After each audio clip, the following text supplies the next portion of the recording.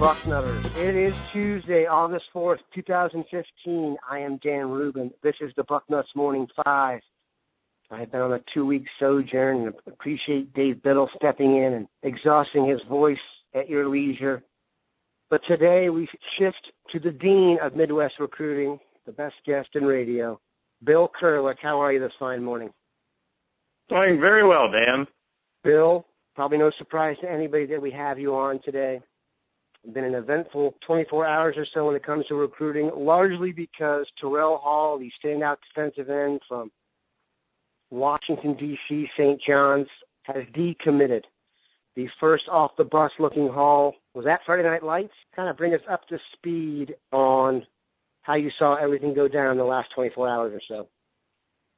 Well, in one way, it was a little bit of a surprise. In another way, it wasn't. As I was reminded on the front row message board last night, someone asked me last week in the dean's office if who would be the guy I would pick to decommit if I had to pick somebody from high state classes, and I said Terrell Hall. Now having said that last week, that if I was going to pick somebody, it would be Hall.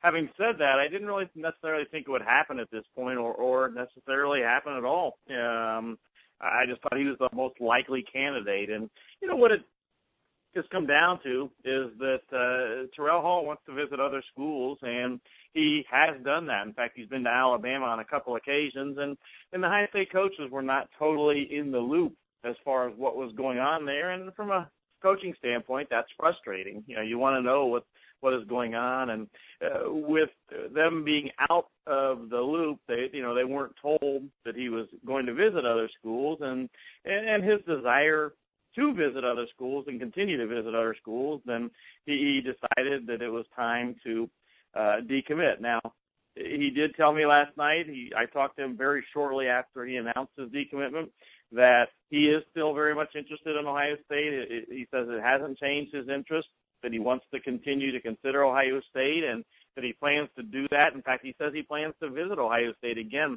when his high school team plays at Steubenville September 11th. However, we'll see if all that happens. It has to be a two-way street. Ohio State has to want to continue the relationship, and he has to want to continue the relationship, and we'll see how all that goes. We all know, Dan, this Ohio State staff is a great recruiting staff, and they don't give up on great prospects easily. But again, having said that, there comes a time when you do need to move on. Is that time here right now? I don't think so. Will it get here? We'll have to wait and see. Bill, if you look at what their defensive end Hall would have been with Terrell Hall in the class, adding in Jonathan Cooper and Nick Bosa, I've said it on the air, I've never seen a better defensive end Hall in one class. And I would even say just with Bosa and Cooper in the class, you certainly probably aren't facing a need for another edge pass rusher at this point. Do you agree with my original statement about what that trio would be? And with Hall, let's say he doesn't recommit to the Buckeyes, do you think that makes defensive end a priority given the way they're already set up? Well, there's no doubt that trio of defensive ends, Bosa, Cooper, and Hall, is something special. I would be hard-pressed to find a trio better in one class. Now, right now, they are not all in one class. Hall has decommitted. Without Hall, though, it's still a tremendous duo. I mean, you're not going to get any better, really, than Nick Bosa and Jonathan Cooper together in a class. So, yeah, I would agree that those are two and really three impact-making guys. Terrell Hall, he's passes the look test as well or better than any prospect in the country. You've got Nick Bosa, who's just tremendous. I saw him as a freshman and thought he was as good as any defensive lineman at Ohio State's camp when he was a freshman. And then Jonathan Cooper has done nothing but been spectacular all spring long in the camps and things that he's done. So with or without Terrell Hall, it's going to be a tremendous group of defensive linemen at Ohio State. But certainly with Hall's talent, he's a guy that you would love to have in the class. Do you think this means they'll go out to another defensive end should Hall back out for good? I think that you're not going to replace a Terrell Hall with a guy as good as Terrell Hall. He's that good. So having said that, and looking at Ohio State's board, knowing that they're in great shape at defensive end, just with Bosa and Cooper, they're still in great shape. Looking at all the great prospects, they still have a shot at landing in the limited number of spots. If Terrell Hall were to not come back to the class, I think they would look to give the scholarship to the best player that they can get into the class. So they've got so many great defensive backs, wide receivers that they have a shot at, offensive line, obviously. Gavin Cupp is expected to commit. So I just think it's going to go to someone else if it doesn't go to Hall. It's going to go to someone else at another position. Great segue there, Bill. The next guy I was going to ask you about, Gavin Cupp, of course, the one-time Michigan State commit from, I pronounce this wrong all the time, Leipzig, Ohio. Did attend Friday Night Lights. That did not go over well in East Lansing. His scholarship offer was pulled. He subsequently got a scholarship offer from Ohio State, and a lot of people thought it was going to be a case of dominoes. When do you expect that last domino to fall? I think it's going to fall this week, most likely. To be honest, I had someone pretty close to the situation, very close to the situation, at his school tell me that they expected Gavin to commit by the end of the day on the day he was offered. That didn't happen. But, you look back at everything that happened last week, and really it's not that surprising. You had his situation with Michigan State. You had the Ohio State, Urban Meyer, being at the Big Ten, the coaching meetings, and, just a lot of things going on. Braxton Miller's situation, of course, was front and center. So there was a lot happening last week when it came to Ohio State football. And sometimes when you're a recruit, you just want to step back.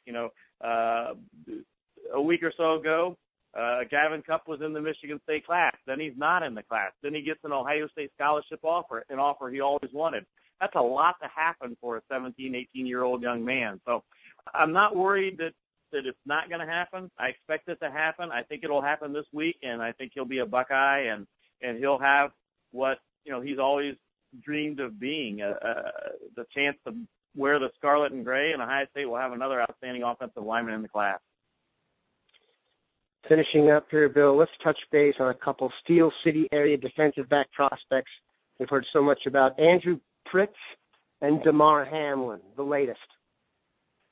Well, I think Pryts will make his decision by the end of the month. He stepped back a couple times and slowed things down a little bit when maybe it was thought that he was going to pick a college.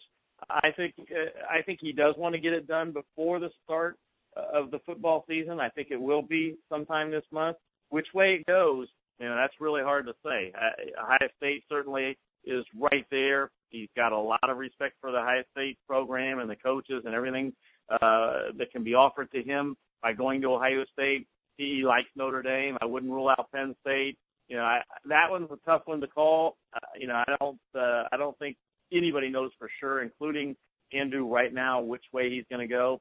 And then you've got Damar Hamlin. Hamlin, on the other hand, I don't think is going to make a decision soon. There has been some talk that maybe he would move things up and decide, but I don't think that's going to happen. I think he's going to continue to go through the recruiting process. Some people are saying Ohio State is out of it. I certainly do not agree with that. Some people feel it's Notre Dame. We'll see. I think Damar said it best. He's not doing interviews right now, yet he took to Twitter to say, people are saying they know where I'm going, and they aren't even talking to me. And I think that says it best. If Damar's not talking to people, then how can they know where he's going? I don't think he knows where he's going right now. I think Ohio State is still in the running. They've made him a target from early on, and they're going to continue to recruit him. I just think that one's going to take a while to play out yet. Ladies and gentlemen, there's no faster way to get smarter about recruiting than hanging with the dean. Bill, we appreciate you joining us this morning. Have a great day, Dan, and same to all the Bucknutters out there. Have a great, great Tuesday.